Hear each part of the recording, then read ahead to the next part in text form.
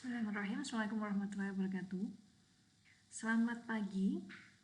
Kita di pertemuan lanjutan tentang mata kuliah PDP ya, persamaan diferensial parsial.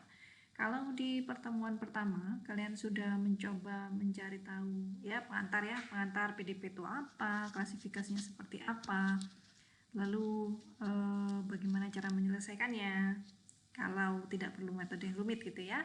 Lalu di pertemuan kedua kalian sudah mencoba untuk menyelesaikan persamaan gelombang satu dimensi satu arah dengan menggunakan metode karakteristik ya. Di persamaan ketiga kita akan coba untuk menyelesaikan persamaan gelombang satu dimensi dua arah. Ini maksudnya persamaan gelombang satu dimensi dua arah ini gimana? Ya persamaan gelombang, jadi hampir mirip seperti gelombang dan satu dimensi. Kenapa dibilang satu dimensi? Karena spasialnya hanya satu. Jadi dimensi ini adalah dimensi spasialnya ya. Walaupun sebetulnya variabel kita ada dua, variabel x dan variabel t. Jadi satu dimensi ini karena dimensi spasialnya. Dua arah itu karena spasialnya cuma satu. Jadi kita hanya membicarakan satu spasial x gitu ya. Ini adalah x. Di suatu ini u-nya ya, ux, t ketika t-nya sama dengan suatu, t-nya sama dengan 0, t-nya sama dengan 1 seperti apa, t-nya sama dengan 2 seperti apa.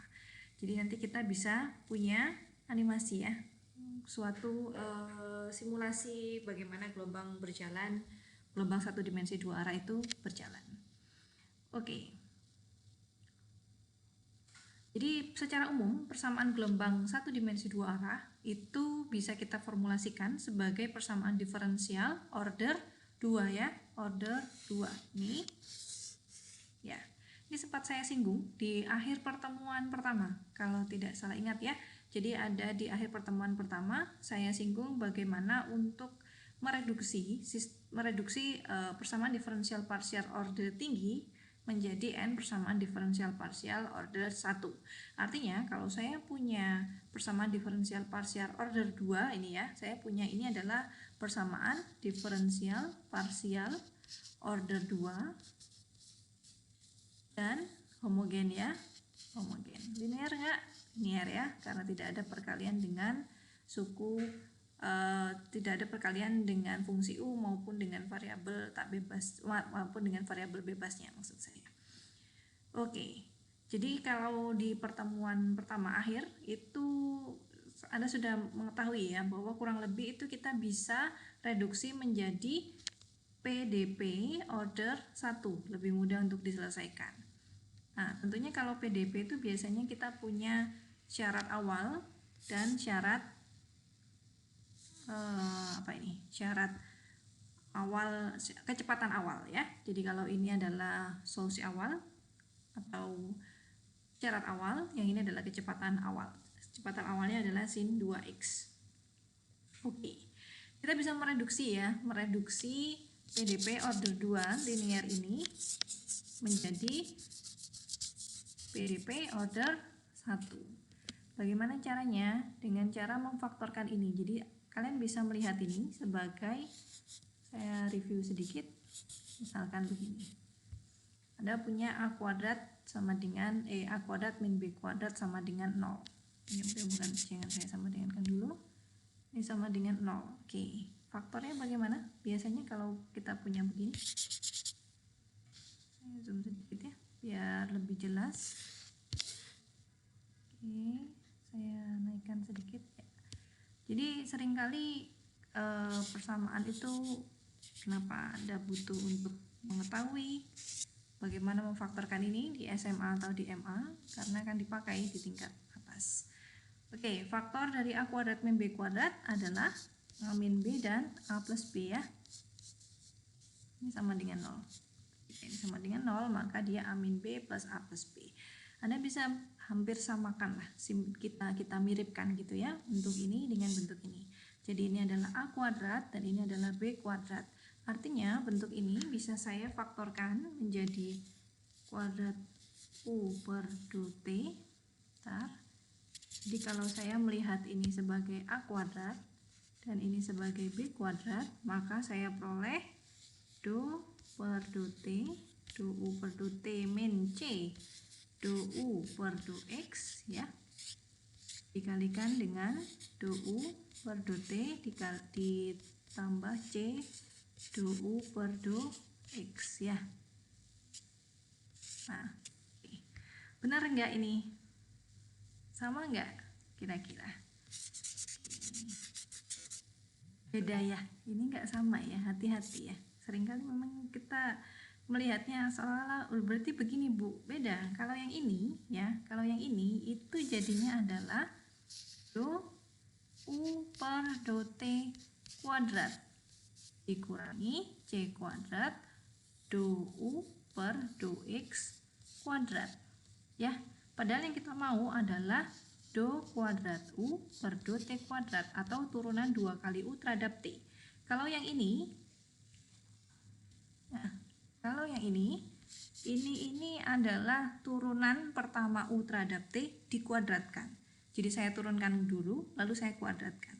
Sedangkan yang ini yang kita mau di persamaan gelombang adalah turunan kedua ya.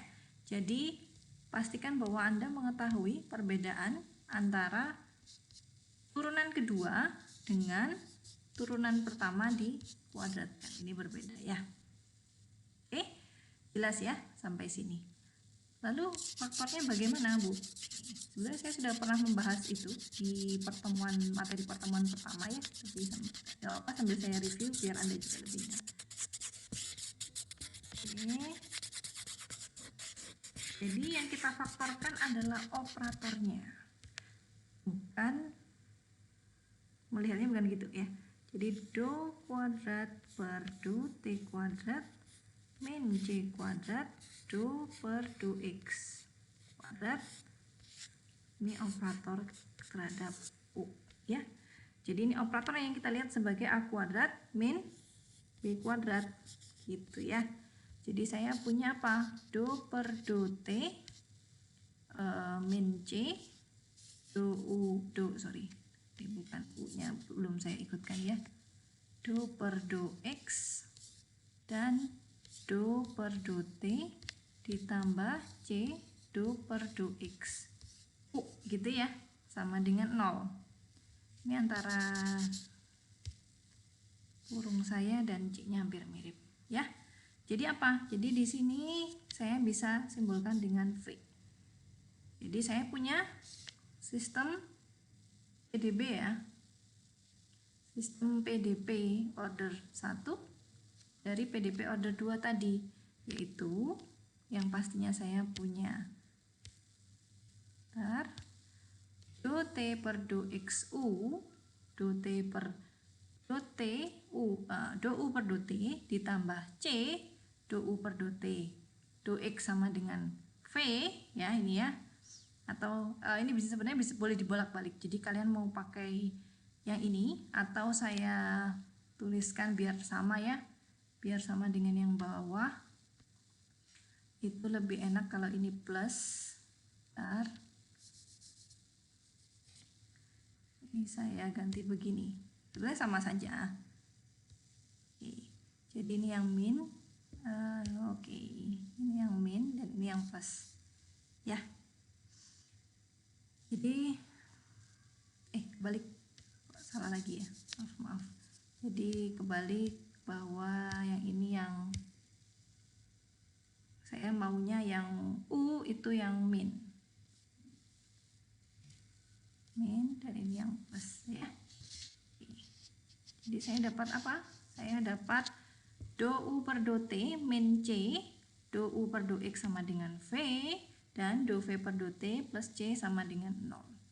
Bu, boleh nggak Bu saya tulis sebaliknya? Sebetulnya ini ekuivalen saja ya, ekuivalen dengan kalau misalkan kalian mau nuliskannya begini, do U per, kalau yang pertama yang saya tuliskan sebelumnya itu hasilnya adalah do U per do X sama dengan V, begini ya.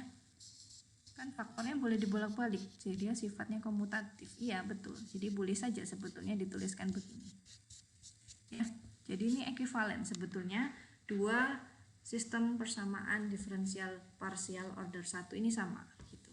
Tapi kenapa kita arahkan ke bentuk ini? Oke, ini ada alasannya. Kenapa? Karena kita ingin menggunakan solusi dari persamaan diferensial parsial untuk persamaan gelombang satu dimensi yang sudah kalian dapatkan sebelumnya. Yang mana itu? Buka lagi. Ya. Jadi persamaan gelombang satu dimensi yang sebelumnya. Aduh, sebentar. Nah, jadi kalau di persamaan dimensi sebelumnya itu kalian bisa lihat di bagian bawah. Nah, ini saja ya. Jadi kalau dari sebelumnya kalian sudah mencoba pertemuan kedua ya, kalian sudah mencoba menyelesaikan persamaan dimensi, persamaan gelombang satu dimensi dua arah. Persamaannya apa? Du per du T ditambah C, du per du X dengan UX 0-nya adalah Fx. Solusinya kita dapat bentuknya adalah UXT, Fx min CT. Jadi kalau du turunan terhadap T ditambah C dikali turunan terhadap X dengan suatu syarat awal fungsi Fx, kita langsung bisa tahu, oh solusinya adalah fungsi tersebut dengan X-nya saya ganti menjadi X min CT, gitu ya. Nah, itulah kenapa saya harus membuat bentuk ini muncul. Ya, jadi bentuk ini dengan suatu syarat awal Vx, 0 yang sama dengan Fx, itu saya langsung bisa tahu solusinya adalah Fx min CT ya.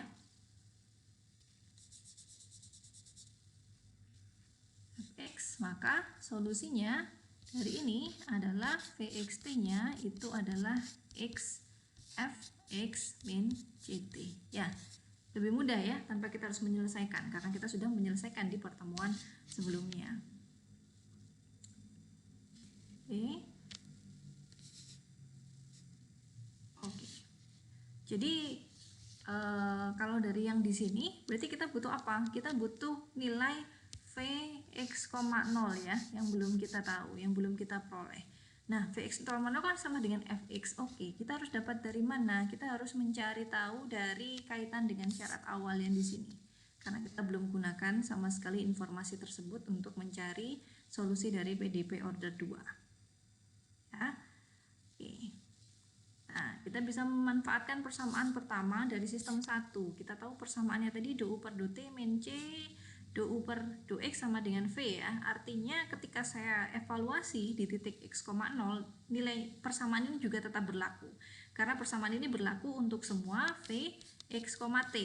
Artinya ketika T-nya sama dengan 0 atau untuk Vx, 0 juga tetap berlaku. Sehingga Vx, 0-nya akan sama dengan turunan U terhadap T dievaluasi X, 0 dikurangi C dikali turunan U terhadap X dievaluasi di X, 0. Di mana ini yang tidak lain adalah kecepatan dari U, kecepatan solusinya ya U, yaitu min sin 2X, sedangkan yang ini adalah fungsi U diturunkan terhadap X dievaluasi di X, 0. Itu tidak lain adalah, kita tadi dapatnya apa? UX, 0-nya adalah, bentar, saya tarik sedikit, UX, 0-nya adalah cos X ya. UX, 0-nya adalah cos X, artinya du U per du X di X, 0 adalah min sin X ya. 2X apa sin 2X atau, ya benar ya. Nah ini saya dapat ini min sin X gitu ya. Nah, sehingga kita tahu solusi awalnya adalah min sin 2X plus C sin X itu sama dengan Vx, 0. Sehingga saya dapat persamaan diferensial parsial order 1 yang cukup lengkap ya. Du V per du T ditambah C, du V per du X sama dengan 0, di mana Vx, 0-nya adalah min sin 2X plus C sin X. Artinya solusinya adalah mengganti X ini dengan X min CT. Begitu juga dengan X yang di sini diganti X min CT. Sehingga kita peroleh solusinya adalah yang ini. Sederhana ya. Oke, yang kita mau cari tahu adalah solusi U, bukan solusi V.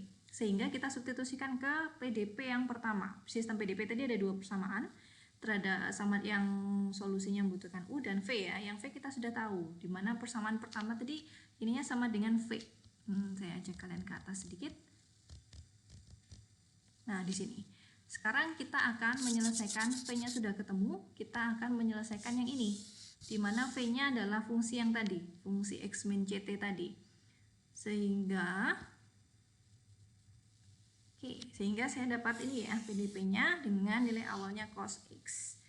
Nah, PDP tersebut menghasilkan solusi UXT yang merupakan solusi dari PDP order 2 atau sistem PDP order 1 yang kita tahu tadi, yang kita mau tadi ya. Nah kalian bisa menyelesaikan dengan metode karakteristik yang sudah kalian ketahui. Jadi kalian bisa dapat do T per do S-nya ini di sini kan 1, lalu do X per DS-nya sama dengan min C, du per DS-nya adalah sin 2 X min CT plus C sin X min CT. Dimana syarat awalnya U 0, tau adalah 0, X 0, tau adalah tau, dan U 0 tau adalah cos tau ya. Oke. Lalu kita cari solusinya, integralkan biasa dengan menggunakan metode persamaan diferensial biasa.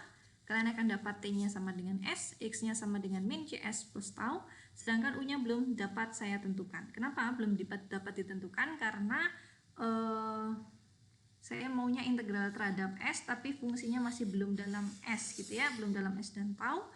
Jadi saya belum tahu gitu. Artinya kita harus mensubstitusikan dulu pengetahuan kita tentang hubungan antara TS dan X dan tau. Jadi saya mau cari tahu hubungan XT dengan hubungan tau dan S gitu ya. Sehingga saya dari sini kan saya bisa simpulkan ya bahwa T itu sama dengan S dan X sama dengan min CS plus tau. Sehingga saya bisa peroleh persamaan diferensial biasa yang lebih eksplisit dan bisa saya selesaikan. Nah, itu kalian bisa integralkan, lalu kita dapat solusinya adalah seperti ini ya. Untuk pengintegralkannya saya serahkan ke kalian ya. Jika memang ada masalah nanti kita bahas di kelas Zoom. Oke, UXT-nya adalah ini ya. Sehingga saya bisa dapatkan, ini sebenarnya bisa kalian klasifikasikan menjadi dua fungsi ya. Oke. Kalian bisa klasifikasikan menjadi fungsi ini yang X plus CT, fungsi dari X plus CT, dan yang ini kalian bisa klasifikasikan menjadi fungsi X min CT ya, saya sebut fungsi G lah, F dan G ya. Oke, saya rasa itu dulu video yang pertama ya, nanti saya akan lanjutkan ke video yang kedua terkait interpretasi ini apa gitu. Apa sih sebetulnya ketika saya punya, oh ternyata U-nya adalah jumlahan dari dua fungsi X plus CT dan X min CT yang sebetulnya sama persis ya fungsinya ya. Nanti akan saya bahas di video yang kedua, video berikutnya. Sambil kalian agak refreshing, bisa diulang-ulang tadi materinya jika memang terlalu cepat penjelasan dari saya agar bisa mengikuti video pembelajaran yang selanjutnya. Oke, saya akhiri dulu. Assalamualaikum warahmatullahi wabarakatuh.